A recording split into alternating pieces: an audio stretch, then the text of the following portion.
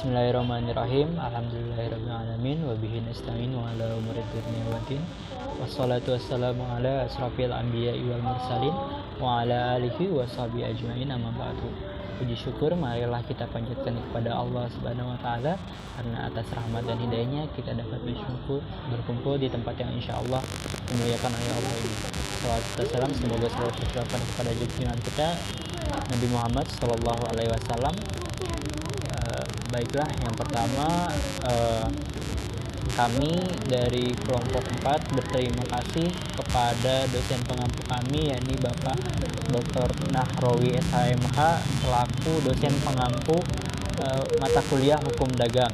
Nah, terima kasih pula atas kesempatannya. Kami kelompok 4 akan mempresentasikan mengenai pasar modal. Baik, sebelumnya perkenalkan, kami dari kelompok 4, yakni yang pertama Muhammad Rifki Al-Ahdori, dan saya sendiri Muhammad Aldin, lalu Rehan Al-Hafiz, dan yang terakhir Ismaila. Baik, materi yang pertama akan disampaikan oleh saya sendiri mengenai dasar hukum, pengertian, dan fungsi daripada pasar modal. Nah, yang pertama yakni dasar hukum daripada pasar modal yang ada di Indonesia, yakni merujuk kepada Undang-Undang Republik Indonesia Nomor 8 Tahun 1995 tentang pasar modal. Lalu yang selanjutnya yakni Peraturan Pemerintah Nomor 45 Tahun 1995 tentang penyelenggaraan kegiatan di pasar modal, dan yang seterusnya ada 8 dasar hukum fungsi lainnya, bisa dilihat di PowerPoint ini. Lalu yang selanjutnya yakni materi mengenai pengertian pasar modal. Nah, adapun pengertian pasar modal yang pertama ini merujuk kepada Undang-Undang Republik Indonesia Nomor 8 Tahun 1995 tentang pasar modal, bahwa pasar modal merupakan kegiatan yang bersangkutan dengan penawaran umum dan perdagangan efek perusahaan publik yang berkaitan dengan efek yang diterbitkannya, serta lembaga dan profesi yang berkaitan dengan efek. Adapun pengertian lain yaitu berdasarkan buku Akuntansi Syariah di Indonesia yang ditulis oleh Ibu Sri Nurhayati dan Wasilah, yakni pasar modal merupakan pasar dalam instrumen keuangan yang berjangka panjang yang bisa diperjualbelikan baik dalam bentuk saham atau ekuitas, utang, instrumen derivatif maupun instrumen lainnya. Jadi pasar modal ini merupakan sarana pendanaan bagi para investor dalam kegiatan berinvestasi. Oleh karena itu, pasar modal pun menyediakan sarana maupun prasarana kegiatan jual beli maupun kegiatan terkait lainnya. Nah, lalu yang selanjutnya yakni fungsi daripada pasar modal. Nah, fungsi daripada pasar modal yang pertama itu sebagai sarana penambah modal bagi usaha. Nah, jadi dana yang diperoleh oleh perusahaan tersebut dapat menjadi penambah modal bagi usahanya, yakni dengan cara menjual saham ke pasar modal. Saham-saham yang dijual tersebut lalu dibeli oleh lembaga atau pemerintah, perusahaan-perusahaan lain, ataupun masyarakat secara umum.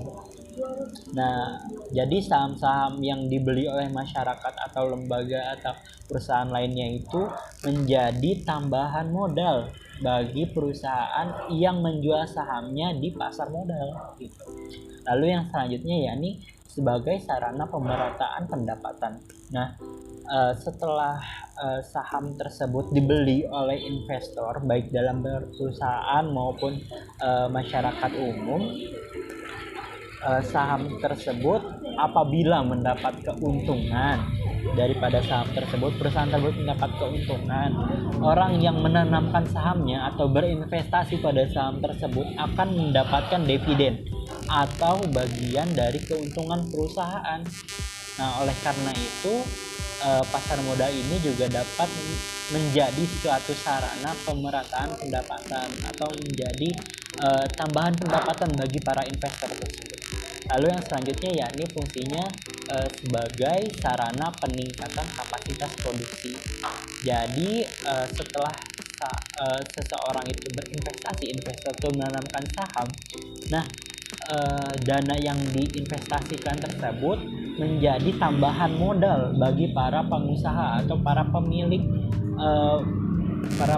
usaha yang menjual sahamnya tersebut di pasar modal gitu. Jadi apabila modalnya atau saham yang ditanamkan itu banyak, maka dananya yang dimiliki oleh perusahaan tersebut pun juga banyak, sehingga produktivitas atau produksi pada perusahaan tersebut juga akan meningkat. Lalu yang selanjutnya yakni sebagai sarana penciptaan tenaga kerja. Nah, apabila banyak dana yang diinvestasikan pada saham tersebut, maka perusahaan tersebut dapat mengembangkan industrinya sehingga muncul lapangan pekerjaan yang baru gitu, sehingga menciptakan suatu lapangan yang baru dan menjadi sarana penciptaan tenaga kerja gitu pasar modal tuh.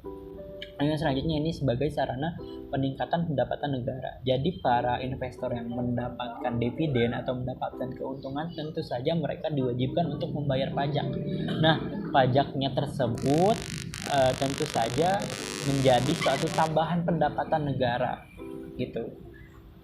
Yang selanjutnya ini sebagai indikator perekonomian negara. Jadi apabila aktivitas atau volume pada pasar modal itu tinggi atau misalkan terjadi peningkatan, maka indikator perekonomian negara itu juga meningkat, sehingga bisnis atau perusahaan yang berjalan itu juga meningkat. Ataupun misalkan sebaliknya, pasar modal itu menjadi indikator perekonomian negara apabila kegiatan aktivitas di pasar modal itu menurun atau menjadi sedikit, maka dapat memberikan indikasi bahwa aktivitas bisnis di perusahaan tersebut itu ikut menurun juga gitu. Baik, sekian pemaparan materi dari saya. Berlanjut ke pemakalah selanjutnya. Terima kasih. Pelaku pasar modal bisa efek saham, obligasi, surat utang negara. Yang pertama, Debt Management Unit (DMU) mempunyai tugas melakukan pengkajian, perumusan, dan memberikan pertimbangan kepada pemerintah, serta menyediakan data informasi dan laporan berkaitan dengan penerbitan dan pengelolaan utang pemerintah, termasuk melayani pertanyaan Dewan Perwakilan Rakyat. Yang kedua, pengawas pasar modal. Pengawas pasar modal memiliki peran dalam mengawasi dan mengatur seluruh kegiatan yang berlangsung dalam pasar uang. Yang ketiga, penyelenggaraan pasar modal. Penyelenggara pasar modal merupakan lembaga yang menyediakan aktivitas pasar modal dengan membuat dan mengaturnya dalam sebuah regulasi. Dan yang keempat, perusahaan emiten. Pelaku pasar modal di Indonesia tak kalah penting, yaitu perusahaan emiten. Lembaga ini sebagai pemilik saham dan surat berharga untuk diperjualbelikan dalam bursa efek. Yang kelima, investor atau pemilik modal. Investor atau pemilik modal merupakan para pelaku pasar modal yang utama, sebab mereka aktif beraktivitas di bursa efek. Yang keenam, penjamin emisi. Penjamin emisi adalah pihak yang bertugas dalam melakukan kontrak perjanjian bersama perusahaan emiten dalam rangka melakukan penawaran atau membeli sisa efek tidak terjual. Yang ketujuh, pialang. Pialang atau broker merupakan pihak yang bertugas dalam menghubungkan antara penjual dan pembeli saham di pasar modal. Yang kedelapan, manajer investasi. Tidak hanya berperan dalam reksadana, manajer investasi juga termasuk sebagai pelaku pasar modal. Yang kesembilan, penasihat investasi. Meskipun tidak berkecimpung langsung dalam kegiatan pasar modal, namun penasihat investasi tergolong sebagai para pelaku pasar modal. Yang ke-10, lembaga penunjang pasar modal. Lembaga penunjang pasar modal yaitu pihak krusial dalam pasar modal demi menjaga stabilitas dan kelancaran transaksi dalam pasar. Yang ke-11, profesi penunjang pasar modal. Para pelaku pasar modal terdiri dari banyak pihak. Masih ada profesi penunjang lainnya yang mendukung kegiatan pasar modal. Contoh profesi penunjang pasar modal antara lain akuntan, notaris, konsultasi hukum, dan audit. 12. Menteri Keuangan. Peran tertinggi dipegang oleh Menteri Keuangan di Indonesia yang berperan sebagai pembuat dan memberi regulasi, perwakilan, dan pemerintah atas segala hal yang berjalan dan terjadi di pasar modal. Yang 13. Lembaga keuangan. Selanjutnya, pasar modal memiliki badan pengawas yakni Otoritas Jasa Keuangan atau OJK yang bertugas dalam mengatur, membina, dan mengawasi segala aktivitas yang terjadi di dalam pasar modal. 14. Bursa efek. Sebagaimana terjadi aktivitas jual beli segala instrumen pasar modal, bursa efek memiliki peran besar. Pertama, sebagai penyedia fasilitas yang diperlukan untuk kegiatan jual beli saham. Kedua, untuk membuat peraturan. Ketiga, untuk melakukan pencatatan aktivitas yang terjadi dalam perdagangan efek. Keempat, sebagai penanggung jawab likuiditas semua instrumen yang diperdagangkan dan menyediakan informasi tentang transaksi yang terjadi. 15. Lembaga penyelesaian dan penyimpangan. Kustodian Sentral Efek Indonesia dalam pasar modal berperan menyimpan efek penyelesaian transaksi serta bertanggung jawab atas administrasi rekening pelaku pasar modal. Yang ke-16, perusahaan efek. Ada beberapa pihak yang terlibat dalam perusahaan efek, yakni underwriter yang melakukan kontrak dengan calon emiten, broker-broker, dealer yang melakukan jual beli efek, manajer investasi yang mengelola dana investasi investor. Yang 17, wali amanat, yaitu pihak yang mewakili para pemegang obligasi dalam hubungannya dengan penerbitan obligasi yang bersangkutan. 18, akuntan publik, yaitu profesi penunjang pasar modal yang berfungsi memeriksa kondisi keuangan emiten serta memberikan pendapatnya tentang kelayakan emiten dalam menerbitkan efek. 19, konsultasi hukum, yaitu ahli hukum yang membantu dalam aspek hukum emiten yang akan melakukan emisi obligasi. 20, notaris, yaitu pejabat yang berwenang untuk membuat akte otentik mengenai semua perbuatan, perjanjian, dan ketetapan yang dihadkan oleh peraturan perundangan. Dan yang ke-24, selanjutnya penanggung. Biasanya penanggung ini dilaksanakan oleh bank. Jasa penanggung diperlukan apabila suatu pihak, perusahaan, negara, dan pemerintah daerah menerbitkan obligasi. Dan selanjutnya pemeringkat efek, yaitu pihak yang menerbitkan peringkat bagi penerbitan surat utang. Yang selanjutnya, yang terakhir, yaitu pihak yang berdasarkan kontrak dengan emiten melaksanakan pencatatan pemilikan efek dan pembagian hak yang berkaitan dengan efek. Terima kasih. Selanjutnya, instrumen pasar modal. Instrumen pasar adalah tempat bertemunya berbagai pihak dan terjadinya tawar-menawar dalam pengumpulan modal tersebut. Adapun masing-masing jenis pasar modal itu, yang pertama ada saham. Saham merupakan surat berharga yang bersifat kepemilikan. Dan yang kedua itu ada obligasi. Obligasi itu merupakan instrumen keuangan yang cukup menarik bagi kalangan investor di pasar modal ataupun bagi perusahaan dalam mendapatkan dana untuk membangun suatu perusahaan. Yang ketiga itu ada reksadana. Jadi reksadana itu adalah sertifikat yang menjelaskan bahwa pemiliknya itu menitipkan uang kepada pengelola reksadana untuk digunakan sebagai modal berinvestasi. Dan yang keempat itu ada warrant. Warrant itu merupakan hak untuk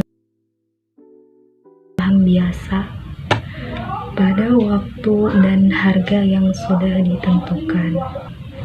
Kemudian yang terakhir itu ada right. Jadi right itu adalah hak yang diberikan kepada pemilik saham yang biasa untuk membeli tambahan penerbitan saham. Bismillahirrahmanirrahim. Saya Muhammad Rifki Lahdori ingin memaparkan materi tentang kejahatan dan pelanggaran dalam bidang pasar modal. Berdasarkan Undang-Undang Nomor 8 Tahun 1995 tentang pasar modal dan ancaman hukumannya. pertama ada penipuan, pelanggaran dan kejahatan dalam bidang pasar modal, yaitu penipuan, manipulasi pasar, dan perdagangan orang dalam. Pada pasal 90 dijelaskan, dalam kegiatan perdagangan efek, setiap pihak dilarang secara langsung atau tidak langsung a. menipu atau mengelabui pihak lain dengan menggunakan sarana dan atau cara apapun. B. turut serta menipu atau mengelabui pihak lain. C. membuat pernyataan tidak benar mengenai fakta yang material atau tidak mengungkapkan fakta yang material agar pernyataan yang dibuat tidak menyesatkan mengenai keadaan yang terjadi pada saat pernyataan dibuat dengan maksud untuk menguntungkan atau menghindarkan kerugian untuk diri sendiri atau pihak lain, atau dengan tujuan mempengaruhi pihak lain untuk membeli atau menjual efek. Kemudian pada pasal 91, setiap pihak dilarang melakukan tindakan, baik langsung maupun tidak langsung, dengan tujuan untuk menciptakan gambaran semu atau menyesatkan mengenai kegiatan perdagangan, keadaan pasar, atau harga efek di bursa efek. Kemudian pada pasal 92, setiap pihak, baik sendiri-sendiri maupun bersama-sama dengan pihak lain, dilarang melakukan 2 transaksi efek atau lebih, baik langsung maupun tidak langsung, sehingga menyebabkan harga efek di bursa efek tetap naik atau turun dengan tujuan mempengaruhi pihak lain untuk membeli, menjual, atau menahan efek.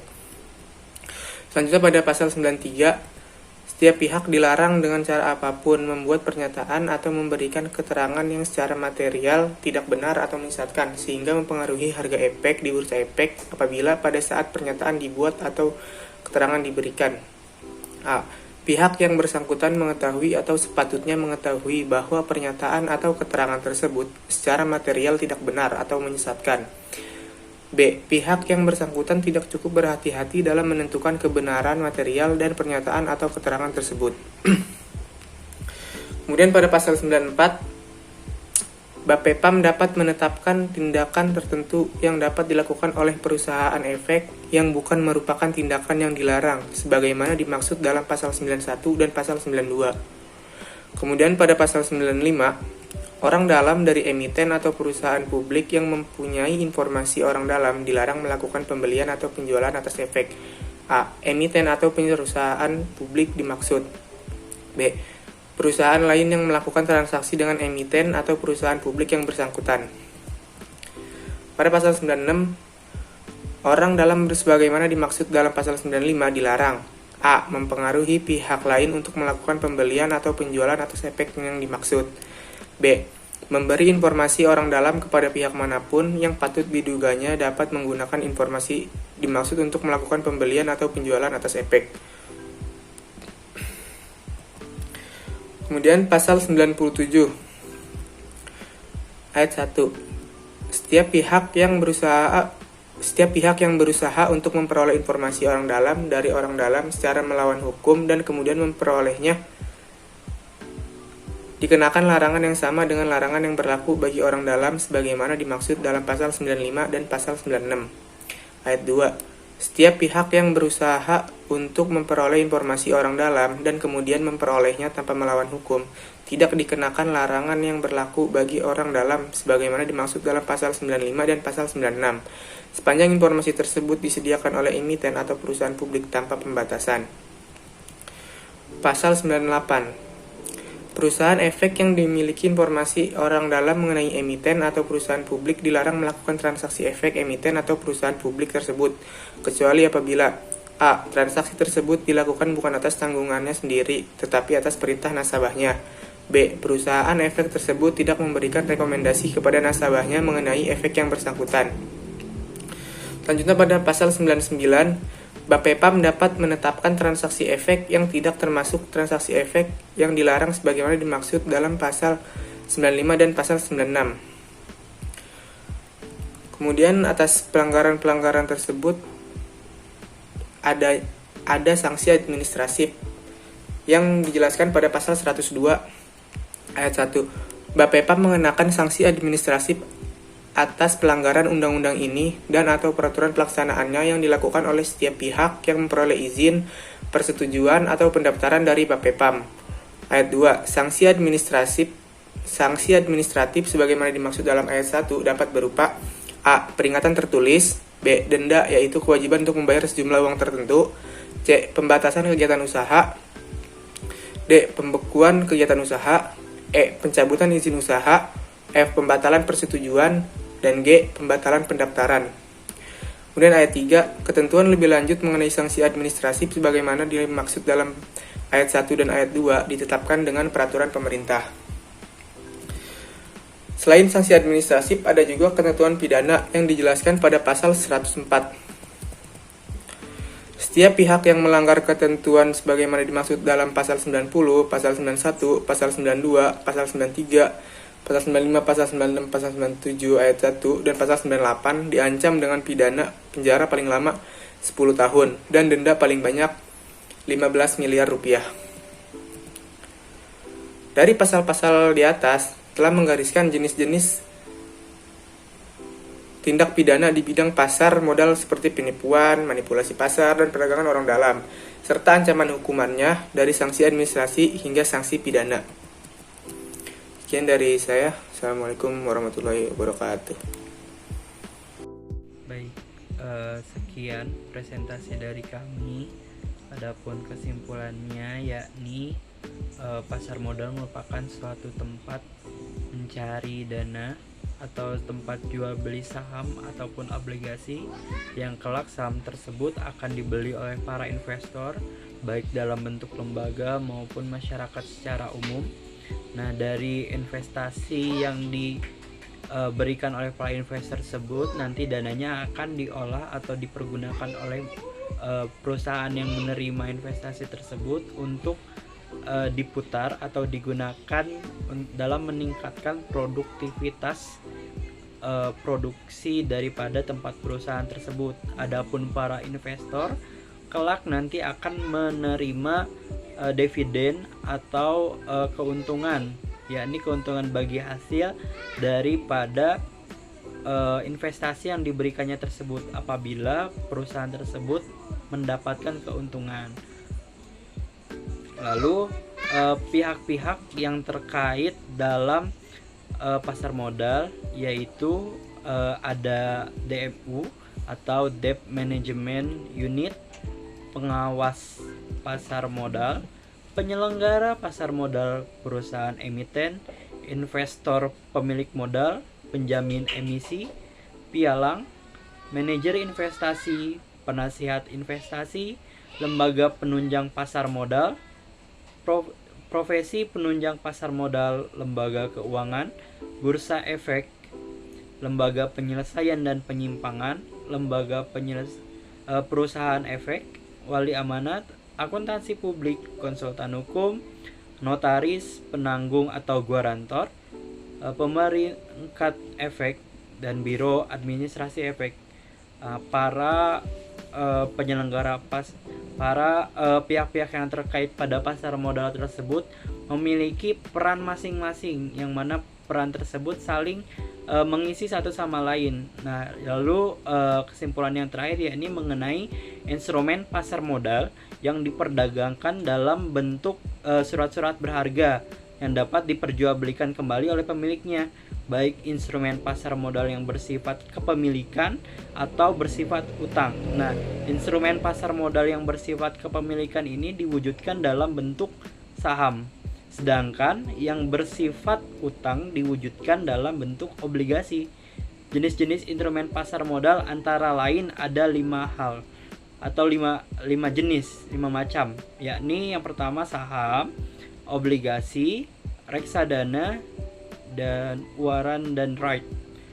Lalu adapun kejahatan dan pelanggaran dalam bidang pasar modal terdapat dalam Undang-Undang Nomor 8 Tahun 1995 tentang pasar modal. Lalu adapun mengenai sanksi administratif terletak pada pasal 102, diatur dalam pasal 102, dan yang selanjutnya ketentuan pidana dalam pasar modal yakni pada pasal 104. Baik, sekian presentasi dari kami kelompok 4. Mohon maaf apabila terdapat banyak kesalahan maupun kekurangan. Wabillahi taufiq wal hidayah. Wafaqanallahu ila sabilis salam. Wassalamualaikum warahmatullahi wabarakatuh.